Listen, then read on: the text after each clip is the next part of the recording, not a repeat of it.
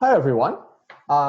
Welcome to another episode of On the Record. As you know, these are always have been live streams. Unfortunately, setting up this live stream, I have been banned from live streaming for the time being, which is completely crazy. And I did not even stream. It was just for setting up the title. I'm not sure what's in the title the YouTube did not like. It's either the words Bcash or BCH or BSV or the words hard fork. Either way, I don't plan to ever use any of those words again in my YouTube titles, mostly because I like to have the ability to live stream. I have sent the appeal to YouTube asking them why in the world they would ban a video that never even existed before the video even streamed. But nevertheless, I am very happy to be able to score this interview on such a short notice, and I'd like to welcome Dr. Craig Wright to the show in order to discuss the upcoming, his attempt to prevent a split in Bitcoin Cash. And we're going to talk about what transpired, how did it get here, and what is he seeing going forward, because I found this whole thing fascinating. I've been reading and watching videos and articles for the last 24 hours, and this is absolutely great. Craig, welcome to the show. Well, thank you, Tone.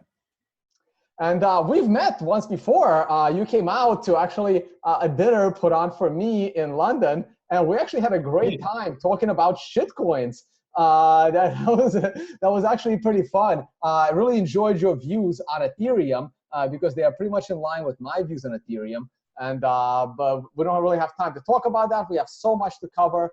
I mean, tell our viewers a little bit of something about yourself, but I think they all know, they're all familiar with your work. I think it's pretty much out there. Basically, I sort of run the scientific side and founded a company called Enchain. We have a mining pool. We write a lot of papers and do a lot of research, and then I get out there and cause a bit of shit stirring and a few other things. Oh yeah, no, that's certainly true. So I know a lot of my viewers are gonna want me to, start grilling you about your past and your history and the Satoshi thing. That is not what this interview is about. So stop asking. I am actually here to find out the details of what is gonna happen in 6 days with the Bitcoin Cash hard fork. So let's start with so you were pretty good friends with Roger Ver and Jihan Wu at one point when around this time last year or a few months earlier. No, I was never good friends with Jihan. You were always okay. Jihan goes back a year. Where people say I was never really aligned with ABC, and they use that as an attack at the moment. That's correct, because what I had actually planned was a path to try and scale BTC. And I didn't want to see the split back then, a year ago.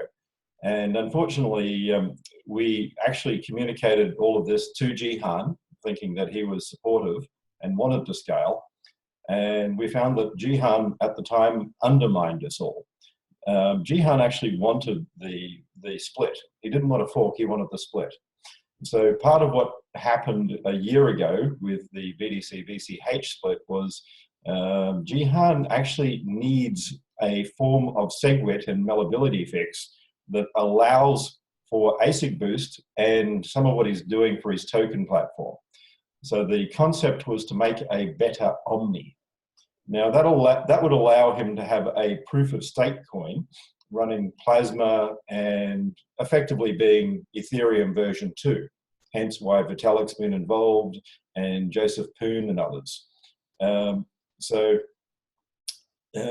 At that point, when Jihan undermined our efforts to basically, behind the scenes, raise the block size and make Bitcoin scale in BTC, at that point I knew that Jihan wasn't really aligned to what we wanted. Gotcha. And That's a good little back history. But also one more thing, because some of our viewers may not be familiar. So on Bitcoin Cash, there are multiple developer teams, right? Bitcoin ABC is one of them. Bitcoin Unlimited is one of them. I'm not sure if Bitcoin XT is still around. You have one, Chain. Can you just run us through all of the different Bitcoin Cash implementations, and who are the main developers or the main people driving each of them? Well, that's the wrong way of looking at it. There is the original Bitcoin protocol, and anyone can develop on that. If you stay along what the original protocol was, and that's what we're actually implementing with SV, and you have hash power to support it, not a problem. Quite frankly, I don't really give a rat's rectum about any other developer group as long as they follow the protocol. And if they don't follow the protocol, fuck you. It's very simple. It's not permissionless. There's no such bloody thing as permissionless. It's a soy boy's wet dream, because we live in a world of laws. We live in a world of reality. We're not socialist. There's no permissionless because people own things. People have rights on money. So you don't get to change things and break it and experiment and play. So as much as people sit there going, we want to develop, you can develop on top of the protocol. No one has a right just to change any version of Bitcoin. You have to convince those with hash power. That simple. Right. Okay.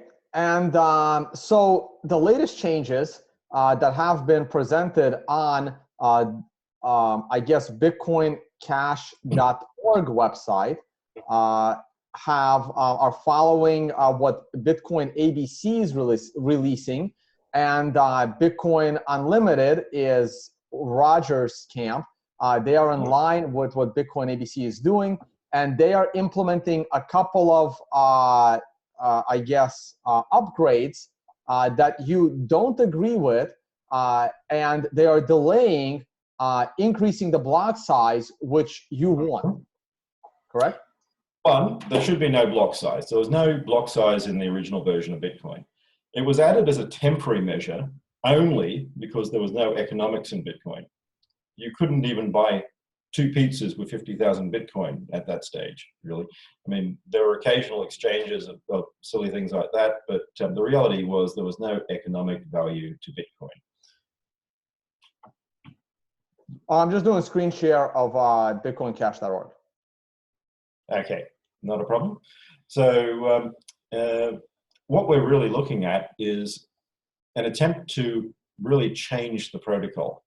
If you consider that things like DSV and whatever else are not part of Bitcoin, and everything that we're doing is the original Bitcoin re-enabled, that's the distinction. So the difference they want in saying that DSV, DataSig Verify, should be there is the addition of something that changes Bitcoin from effectively something that is legal in every single country on earth. Contrary to what you see in the press, there has never been a single country that has had Bitcoin illegal, ever. Even in Libya, people point out cryptocurrency is legal under law. The exception under the Libyan law states categorically that if it can be used as exchange or bought and sold using credit cards such as Visa and MasterCard, and also exchanged in the purchase of goods and services, i.e. currency, then it is not an illegal crypto. So exchanges might be illegal, unlicensed exchanges, but Bitcoin itself has never been illegal. Now, if you add DSV, that alters everything, because for instance, what Emil, basically Roger's sort of core minion there, chief minion, has said is you can start doing all of these trades and whatever else and no one can stop you. Now that creates a bucket shop, is what it's known under law. It was actually first taken up in the Supreme Court in the US in 1906. It's an illegal derivative trading platform. And we just saw finally a DEX being shut down by the SEC, and others will. Now, what people don't get is Bitcoin is a settlement engine as the central nodes. The miners are settlement. Peer-to-peer means you and I transact together. Now, this idea of it's decentralized trade, you and I transact together. There's no machine here. So there's always a person involved. And as soon as you do that, you alter the nature of the system. It's no longer fungible, because fungibility is not a technical issue. It is a legal issue. Once you have DSV, any transaction containing DSV is in breach of the law. It is no longer valid in America. It is no longer valid in the UK. It is no longer valid in China. You're not allowed by law to do that without being registered. And to validate that transaction, a miner will have to break the law. It's different to something in script where someone can script a code and link to an external server. That's completely and utterly different. So there is a difference between building something into a software platform or having a code language that allows you to build something. And people don't seem to get this differentiation. Gotcha. Okay, so that is why you don't agree with the latest changes they want to add into the protocol. No. I don't really care if someone wants to make Silk Road version 2 off Bitcoin. Not of my concern. But they're not going to build it in Bitcoin. Contrary to what people say, adoption didn't happen because of Silk Road. If you looked at other centralized coins that happened in the 90s and things like this, within the first 3 years, you actually had banks starting to use them. Deutsche Bank was using DigiCash. Others were using it. So Silk Road actually killed adoption in Bitcoin. Right now, we would be in a world with probably 500 million people using Bitcoin, at least on a daily basis, if it wasn't for Silk Road. All right, so what do you see upcoming? So we have the clock is ticking down. We are down to 6 days, 17 hours. What are we to expect? I mean, have you guys spoken? Is there going to be a resolution, or this thing is something interesting is going to happen? It's time to learn how things work. It's not proof of social media here. It's purely hash power. Right, but I'm under the impression that Jihan has a lot of hash power. Jihan had good machines 2 years ago. The ones that are coming out from Squire next year are 50% more efficient than Jihan's 7 nanometer machines. Yeah, no, I agree. I think Jihan is not as competitive as he was. So, you feel? So, you know who's Jihan made profit in that other quarter before he stopped sales? Do you know who bought all those machines? Like, I don't know, BTC.com or No, us. Oh, you guys bought all of his machines. We bought the majority of Bitmain's sales. His sales have tanked because we stopped buying. We parked it on BTC, and it's still parked on BTC. We bought those machines. BMG and CoinGeek, who we're aligned with, bought all those machines. Jihan sold his own end to us. But CoinGeek is more of a mining pool. Are you absolutely sure the entire... CoinGeek is a mining pool of CoinGeek machines. They do not have external hash, zero. So there is no... Okay. CoinGeek is Kelvin's personal machines. Oh, I see. There is zero external hash that do not support this.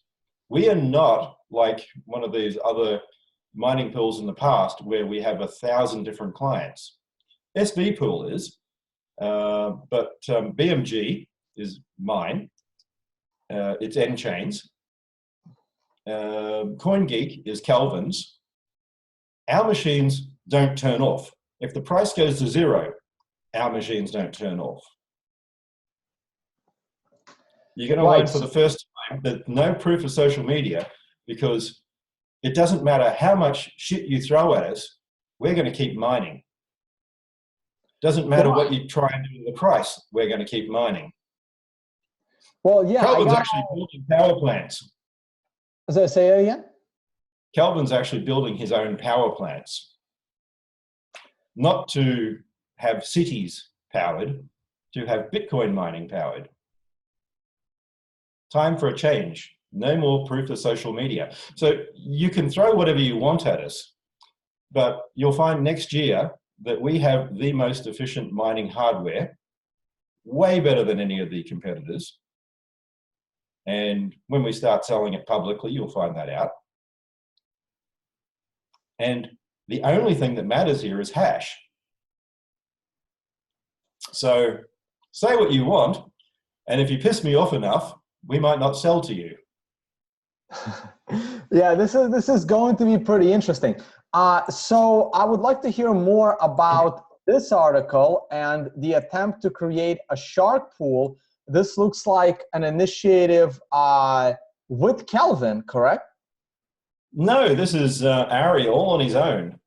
Oh, this is Ari on his own. Okay. Are you in touch with him?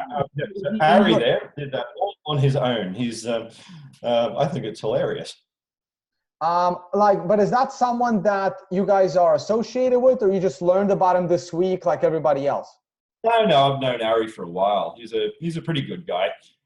He's a businessman, but he's a little bit like me. He's a little bit Trumpish, and you think I'm a dick. He's worse. Okay, so the plan is to create a mining pool to mine empty blocks, focusing on, okay, so what are we going to call it, right? So I guess I know, like you ask him. You'd have to ask him. I mean, I think it's actually an interesting idea, but it's not my idea. So, no. What are we gonna call Roger and Jihan's side of the fork or split? Like what do we refer? Like what do you refer to that as? Like the thing you want to destroy. What are you referring to it as? A corpse. No, but before you do that to it, what are you referring to it as? A corpse. I'm sorry, but you seem to think I actually care. We're going to see. You have to actually get like a lot of blocks before anything matters. We're going to teach you that if you sell their side of it, we'll bankrupt you. No. I know. I know. I know. No. What you don't understand, Tone, is that there is nothing for it. It doesn't exist. So if you take a bet on whether it exists and you bet against hash power, you bet against Bitcoin. We are not going to let a single SV sort of alternative, as you put it, no BCH from ABC will ever trade on an exchange. You buy one, you can never move it. We are going to make sure that hash power says no exchange ever sells a single ABC coin. Go for it, buy it, risk your money. If we see an exchange sell it, we will reject the transaction. Very simple. Miners vote with hash. We will run ABC and we will make sure no trade ever happens. So there won't be anything. So you want to know what it is? It's a corpse. So here's what is a little confusing to me, because like exchanges are listing the Jihan side as BCH and the BSV side as BSV. So can you just clear that up for us? How that would, I'm just confused a little bit. That's proof of social media. I'm really happy that this is going to happen, because in the next year, you're going to see something where Jihan's company looks small. You're going to see, yeah, you will. We're going to drive them into bankruptcy. I don't like him. I don't like his attitude. I don't like people trying to bully people into not competing. So we're going to change this whole market. And if an exchange wants to be an illegal exchange and do this sort of crap, they're going to have fun too. All right, so we don't self-regulate. It's going to be regulated. So they're going to learn what that means. That's all I'll say. All right, so one last word on Shark Pool. So the purpose of Shark Pool is specifically to mine empty blocks, and once Jihan's side is destroyed, you will then start continuing, or I guess Shark Pool will attempt to continue destroy other altcoins by getting hash power and mining their empty blocks in order to knock out all of the shitcoins one by one. I actually kind of like this initiative. So do I. I mean, there's too many scams out here. If you're not trying to be money, then you're just trying to scam people. Okay, so so we got that one covered. So that one was legit. So that one's the truth. And so let's make sure something else is real. You did send this letter to Roger, right? Like, we just want to make sure that this was you and this was not a lie. Well, that's a personal thing between me and Roger, so I'm not going to go into that. If he wants to, well, he already made it public, and I just want to make sure that, like, oh, okay, well, you don't have to say yes. I'm not going to discuss my private conversations. I don't care. You can dump them out there, but I won't discuss them.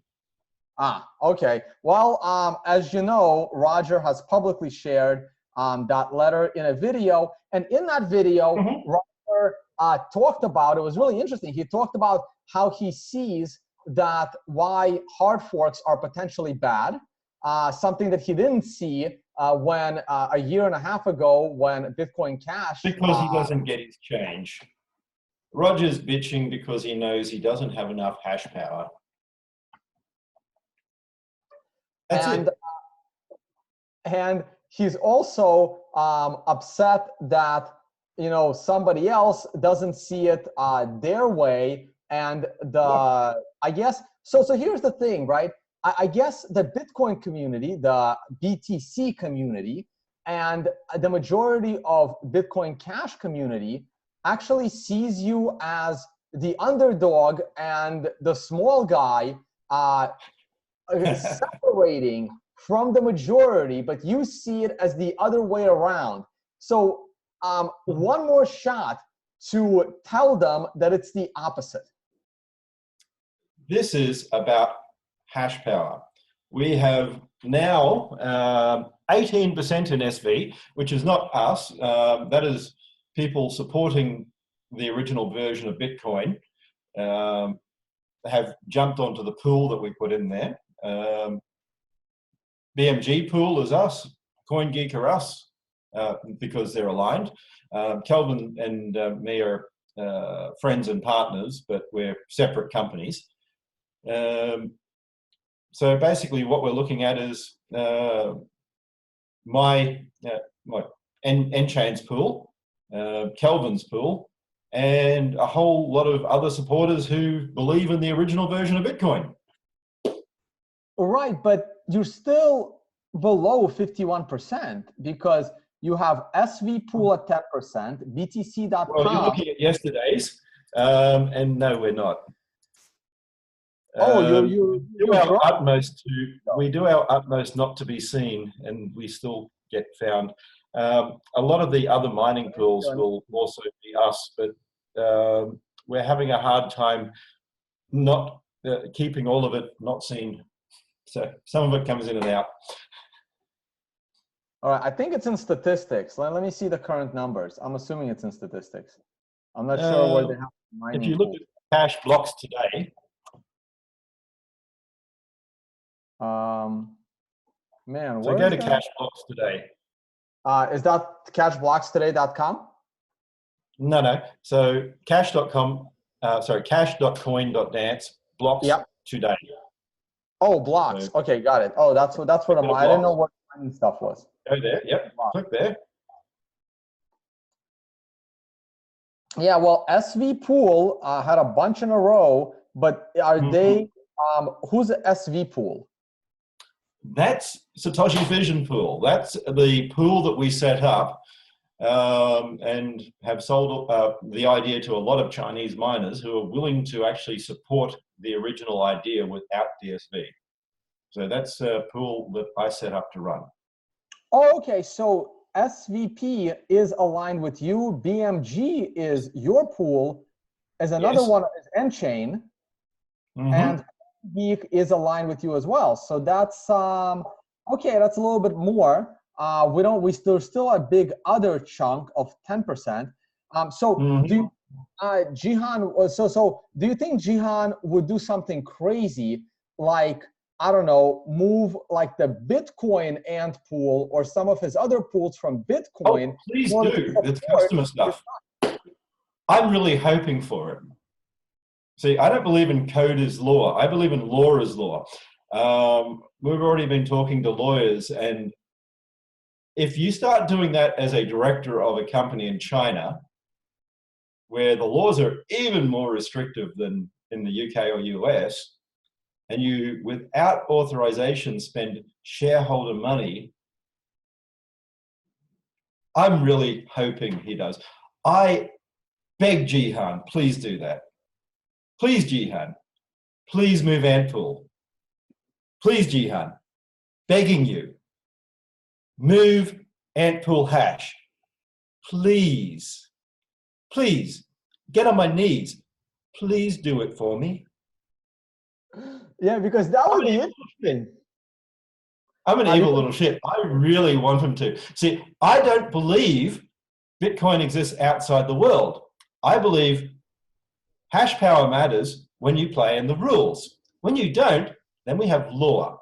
Then shareholders who own property rights, because I'm libertarian, property matters, they can use things like class action suits and complain to the regulators and say that this director ruined my property rights. And Jihan might like to get a view of prison. Roger can tell him about it, so maybe they've talked. yeah, so today, pools that are aligned on your side, you're Mm, looking at what do we got? 30, 40, 47, and 48%. You a are at little bit 48. more, actually. Hmm? There's a little bit more, but I won't go into that yet. Ah, wow. This is getting really interesting, right? Because like again, You're me, assuming that some of those pools aren't aligned with us, uh, which yeah, would be you picked wrong. up a lot of hash today, man. And with 6 days to go, this is gonna get interesting. I'm actually paying Very. attention. And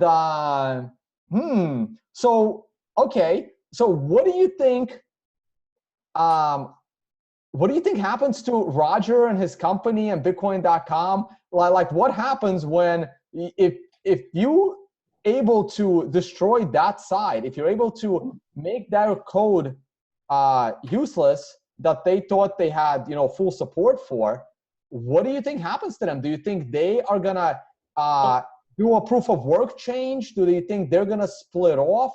I mean, I know you don't care, but like, what do you think Well, let's happens put it to this Roger way. and his company and If they his do stack? that, they're not Bitcoin. If they split off, change proof of work and all that, they're not Bitcoin. That simple. Now, at the same time, no matter what happens, as long as Roger doesn't dump on an exchange or something like this, the Bitcoin he owns, the BCH, are his. So that doesn't go away. There's no way I would ever contemplate something as stupid as taking pure everyday Bitcoin that is valid on the chain and saying it's not yours or censoring it. Some of these things, like some of the core developers on BTC have said in the past, like old Bitcoin, we're going to just take Satoshi's coin. Sorry, we will Who never said that? even. No, I'm curious. Who said that? Flamos said that at one stage, and Peter Todd supported him. Oh, well, Tamos isn't exactly a core developer. I'll check that with Peter Todd next time I see him. Peter Todd is speaking at my Unconfiscatable conference, by the way, going on in Vegas. So I will get to see him soon in January. Mm-hmm. I will ask him. There is a poker game that anyone can enter and play. So I don't censor anyone from playing in the poker tournament. So you're welcome to sign up like anyone else, and so is Roger, and so is Jihan. You guys are welcome. I do get to choose who gets to go on stage and speak at the conference, but the poker game is open for all, just in case you feel like sitting at the table. I think it'll be awesome. But yes, I am really fascinated here. As you know, you and I do disagree on which code base is Bitcoin. And we are, free to disagree on that. So what do you plan to do about BTC? What do I need to do about BTC? After you're done crushing Jihan and Roger, what do you plan to do about BTC? I compete fairly. You guys can do whatever you want. All I need to do is make a better Bitcoin, which is the original. And so you will, and with absolutely no media.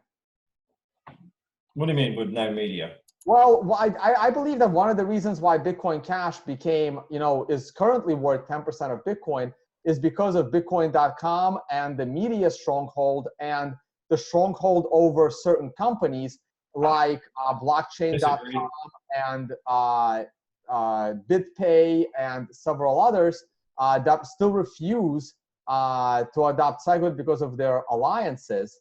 So you do realize that our group of companies are 50% of what goes through BitPay at the moment? Say it again? Our group of companies are 50% of what goes through BitPay at the moment. If we wanted to dick wave a little bit, I think we could. We are 50% of their revenue. How? Through merchant? Through merchant usage of BCH?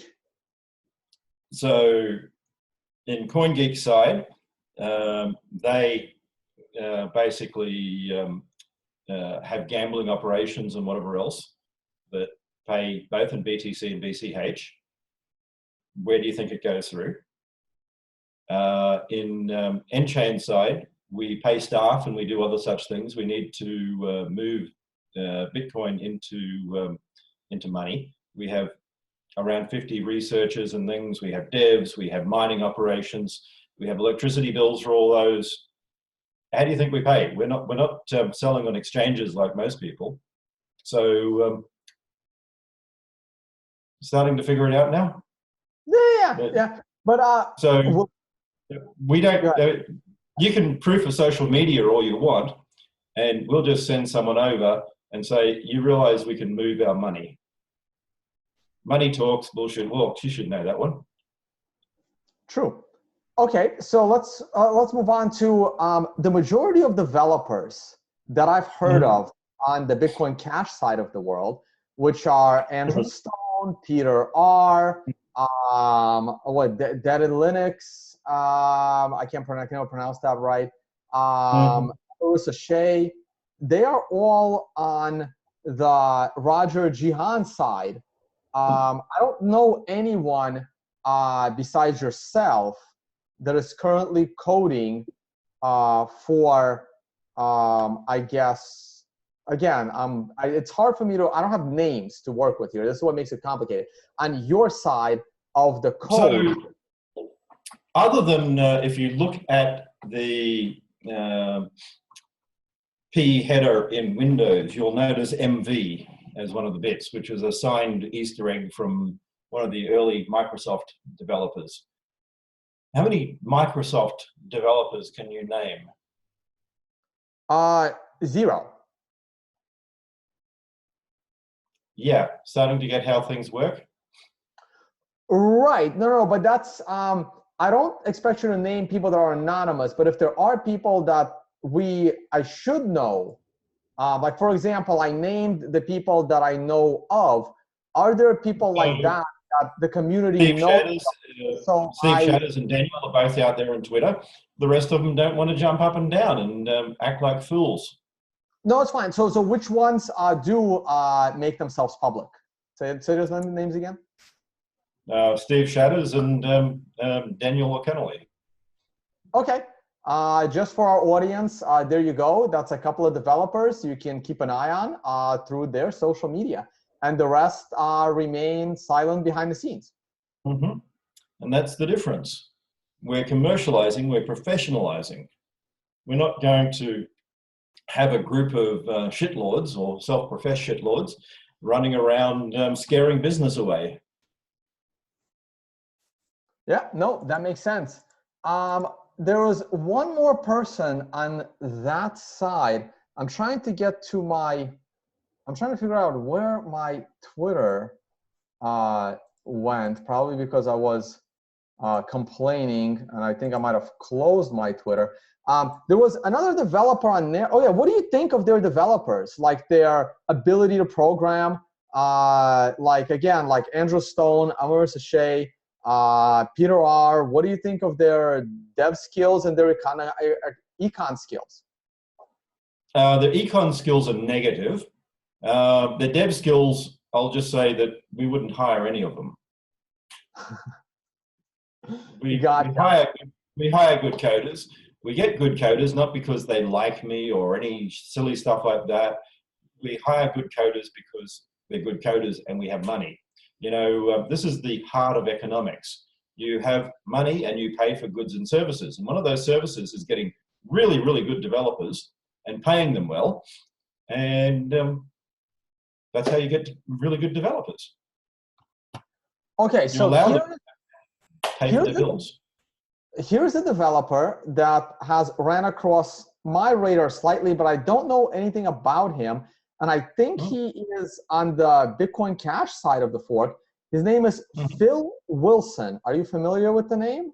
Oh, he's not a developer. He's a scam artist. You want to enlighten us? Again, like I said, I just vaguely ran across the name, and I've seen it mentioned. Scam artist. He's a con man.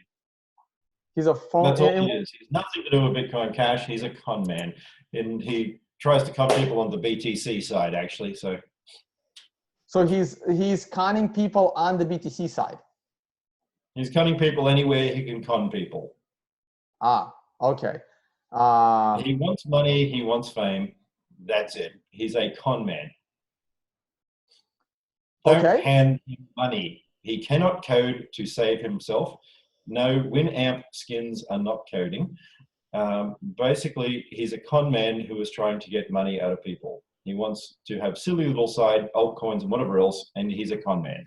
That's all I'll go into for him. Okay, so is there anyone that is currently aligned with Roger and Jihan that you would like to cross over and be on your side because you respect them in some way?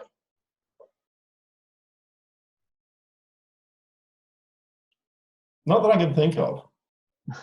It's really that bad, huh? It's oh man. I don't really care. What you're getting is this is not social consensus. This is nothing about a group of open source devs running around going, I can build something, I can build whatever I want. It's a business. Okay, so what changes to the protocol are you looking to make? So from what I heard from Roger is in his videos, not directly through his videos, through publicly available information, which will all be linked when hopefully they'll let me post this video on my YouTube channel. And basically that the only thing that you guys are adding into the protocol is a block size increase to 128 megabytes. Is there anything else that's being added into the protocol? That's only a stage. So the plan is to not have a cap. We're going to remove that cap altogether. And then we're re-enabling the original opcodes, which ABC are doing as well. So we'll have the original Bitcoin protocol minus the software bugs. Contrary to what some people say, software bugs are not a protocol feature. So we're not including the errors in Bitcoin. I actually had someone try and debate me on that one, saying the original Bitcoin allowed an inflation attack to create more Bitcoin. Having a software vulnerability is not part of the protocol. Sorry. Right. There was that big incident in like 2010 or 2011 where like 1 billion Bitcoin were created and that was rolled back. Yep, exactly. Okay, so where we go? So let's go with, you believe that only data centers should run Bitcoin nodes. Can you elaborate? I believe it is a business thing, and as per the original idea going back to 2008, economic sort of systems go where they're most efficient. So Bitcoin nodes are miners, full stop. So if you read the white paper, you read everything else, you're only a Bitcoin node if you are mining Bitcoin. The end. But if blocks are unlimited in size, don't you think that would decrease the number of nodes? There will be an equilibrium of the number of nodes. That's all that matters. It's competition. You don't need to have 1 billion people. This is not socialism. It's not democracy. It is purely business. It is vote with your money, skin in the game. So you'll never have one big player. Now, people like to talk about monopolies and elites and whatever else, and then say they're libertarians. There's a problem with that. Monopoly theory of that sort is not libertarian. It is not from Mises or Hayek or von Berg or anyone like this. It is Marxist. Now, a perfect example happened around 120 years ago. This is everyone's favorite person to hate. This is Rockefeller. Standard Oil decided around the turn of the 19th 20th century that he wanted to form in his oil trust a monopoly. He was going to buy up every single, and I mean, he had a plan across every single oil processing plant, every refinery in America. And at one stage, he got up to 78% or so of all of the refineries in America. And what happened was the market. People realized that if you had a refinery, no matter how unprofitable, Rockefeller would buy it. So in the first year after he got to 78%, the number of refineries doubled. And he started buying them. And people built more. And he started buying them. And Rockefeller gave up because he realized that as fast as he could buy a refinery, a second rate, hardly able to pass standard refinery would pop up, so just so that they could sell it to him. So he couldn't get his monopoly just because markets. Sure, but in this case, right, if you have a lot of hash power, it's hard to get new competition in to mine the next node. You can mine every node. So you don't think that this version will lead to a single miner and one node? So you did read the white paper, didn't you?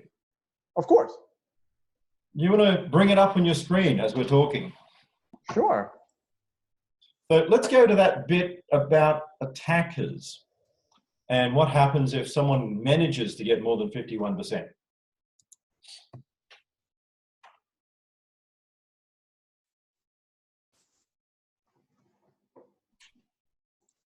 So we're going to bring this up and we're going to go to the source of all this. Let's scroll down. Oh man, I don't know why my thing can't find it. I think I have to look for a finder inside the thing. You remember what page? Keep going. Oh, that's too much. That's too much. So no, up to the conclusion. Up. Yep. Stop. Yep. No, back. Conclusion.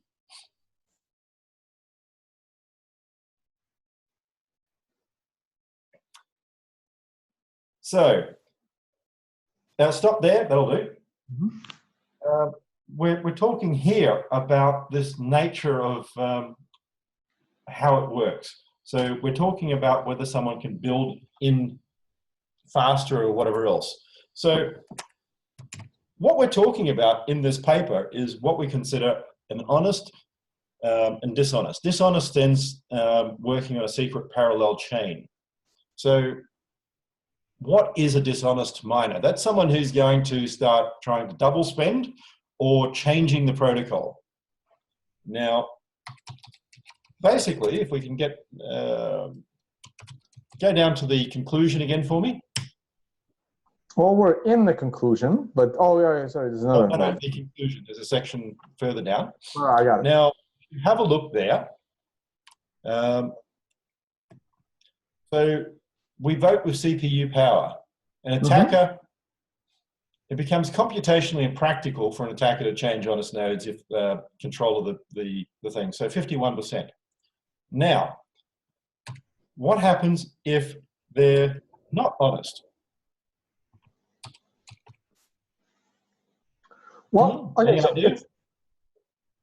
Well, that's the thing. They'll never get a chance because the market is going to get scared. Like what happened with ghash.io, once they reached 51%. That's for pools. That's for pools. What if it's a single miner has 51%? Let's go to the section just before part 7, reclaiming space. The paragraph just... Well, oh, great. My point is just a go miner... up to page 4 for me. Sure. A miner can't get to 51% because as they get closer and closer, people will panic and the price will crash and people will leave the coin. What if we're in a world of only Bitcoin? In a world of what? Only Bitcoin. All money globally is Bitcoin. Oh, right. Well, then people will move it into, you know, other stuff. People will like buy Lambos. Whatever, yeah. So let's go to page 4, just before reclaiming disk space, the paragraph before section 7. Yep. Okay. Yeah. The incentive may encourage nodes to stay honest. If a greedy attacker, so as it says here, if a greedy attacker is able to assemble more than 51% effectively than all the honest nodes, so he has to choose between defrauding people, basically stealing back payments, or using it to generate new coins. So you've got a choice. You can either play by the rules and make money, or be a dick and go broke. Well, no, I agree with you. Like, they're going to play by the rules, right? So, for example, if one entity, I don't know, say you and Calvin Harris, like what's happening right now, you guys have more than 51% of the network in BCH, but you are incentivized not to, let's say, screw up Add the DSV. Yeah, we own a lot of Bitcoin, and if we add DSV, the price goes down. Right. If so we you are market it to legitimate businesses, the price goes down. So we're incentivized to go, no, you're not going to add this shit to Bitcoin. No, I agree with you, right? I agree with you, right? So you planning to have 51% of the BCH hash power, but because you're not incentivized to cheat, to screw with, you know, the gold goose, but doesn't that make BCH a centralized coin or no? Oh, what is this centralized crap? Distributed system because it's competitive. This is where everyone keeps going around and going, it's decentralized. Okay, Bitcoin was never designed to be about lots of people. It's designed to be competition. If you have 3 parties, it's always competitive. That simple. Okay, let's scratch the word centralized, decentralized. Let's switch the terminology to trustless.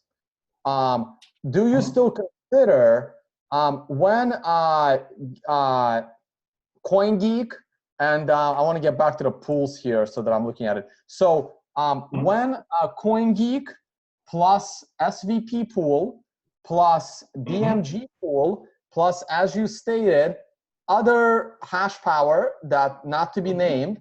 When that hash power is cooperating and has a 51% majority, you are obviously incentivized to stay honest. But is BCH still considered trustless at that point in time? Of course it is. We're still Bitcoin. We're still operating that way. If Kelvin decided he was going to now want to add gambling features into Bitcoin, then we would oppose him, in which case the 51% breaks down. It only works when you support the protocol. And this is what Roger's learning the hard way. When you try and alter the protocol and screw around with the original rules of the game, everything breaks down. So Roger's now running around going, hard forks are bad. Everyone doesn't do what I want. Well, this is how Bitcoin works. If you're an honest miner, if you're an honest developer, and you don't try and change the rules, like if you're playing the game Monopoly, you don't get to go, the bank now is mine and I get to take money out. Or you don't get to say, I get to buy all property for half the rate of everyone else. The rules are set. When you play the game, they're set. The end. That's how money works, or should work. In fiat, the rules change all the time. The problem with fiat is it is democratic. People get to muck around and vote for new governments, and new governments do shit that is designed to appease people who have no idea what they're voting for long term. And that's the problem. Back when we had a gold standard, not a gold exchange standard, but a real gold standard, you can't change gold. You can't turn it into lead. If you mix it, people know. That's what Bitcoin's designed to be, a set monetary standard. All right, so let me just go through this one more time. So just so, because I know my audience is way more familiar with BTC, CoinGeek, it's not actually a pool, it's all the miners controlled by Kelvin Harris. SVP is a pool that you started or nChain started? I want to be accurate here.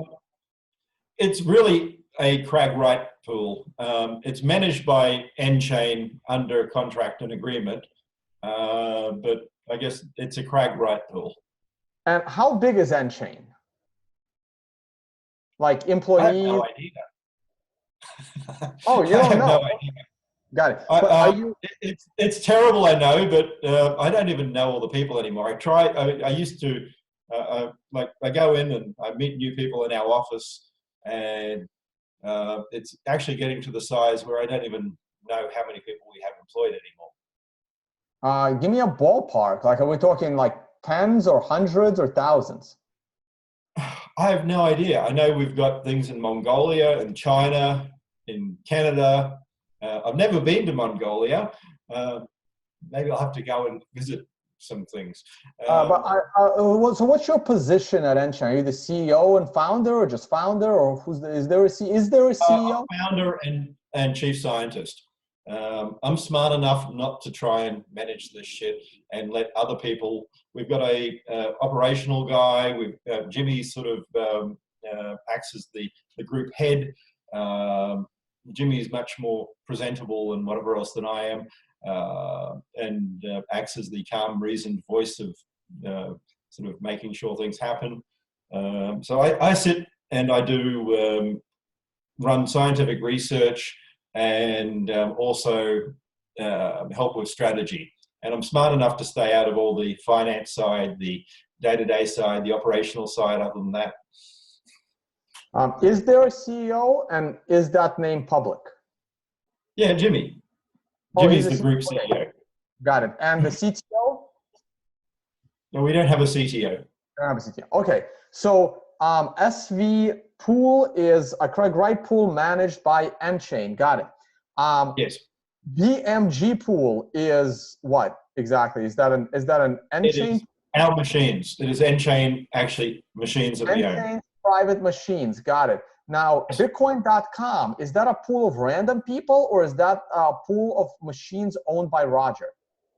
It is a pool of random people and machines owned by Roger and Jihan. Got it. And OK Miner, I'm not familiar with at all. Do you know them? No comment. Okay. BTC Top, they've been around for a while. They're aligned with Jihan as far as I know, right? They're fence sitters and they care about making money. Is it their machines or random people's? Bit of both. Bit of both. Okay. So I've always thought that VIA BTC was a wholly owned subsidiary of Bitmain, pretending that it has nothing to do with Bitmain. Am my suspicion correct? Fairly much, yes. Okay, excellent. That's always been my take. And BTC.com is basically I've met the CEO several times. It's a pool. I think it's a pool of random people, but they are completely supported by Roger and Jihan. Yep. Okay. And that leaves Ant Pool, which is that random people as well, or are those Jihan machines, do you think, or a combination of both? They're Jihan machines. They're Jihan's machines, right? Because the real Ant Pool with people, that one is on BTC. Yes. Right, and the rest. That's why I'm begging Jihan to take his customers' machines and flick them over to BCH without letting them choose. Please do, please. I will second that, Jihan. Please do that as well for completely other reasons. Well, mostly because I want people to leave your pool and either start mining like Slush Pool, where I'm currently mining. But unfortunately, I'm kind of locked out of that at the moment. Otherwise, it would be interesting to mine some empty blocks of shitcoins. But I kind of like. See, I still believe that my single miner, my one miner from Avalon, is helping decentralize the network.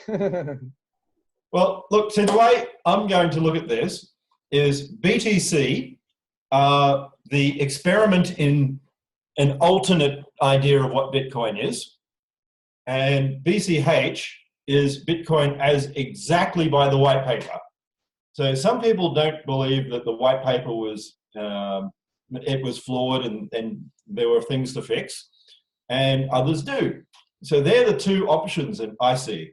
If you want to support exactly by the white paper, think of it as the classic one, whatever else, that's what we're doing. If you want to go for the experiments and changes, go to BTC. And I'm not going to stop that. And if people, that's basically how I look at it.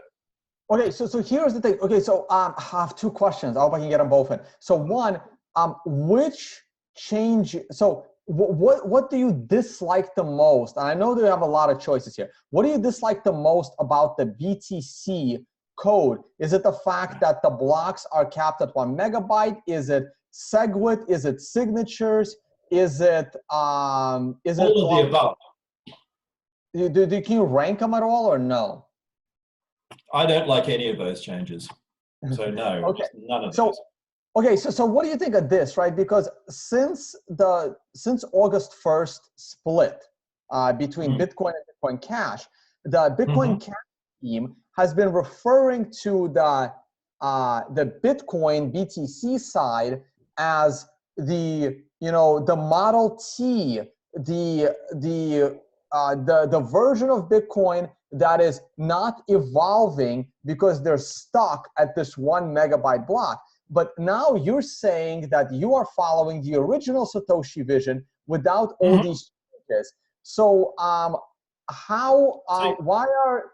aren't they referring to your side as the Model T, but they're referring to the SegWit? I believe our side is a round wheel, and your side's trying to improve upon a circle. So you're sitting there going, maybe if we made a square, it would go faster. How about a triangle? How about a polyhedron? Maybe an octagon this time.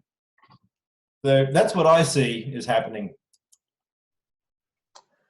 All right.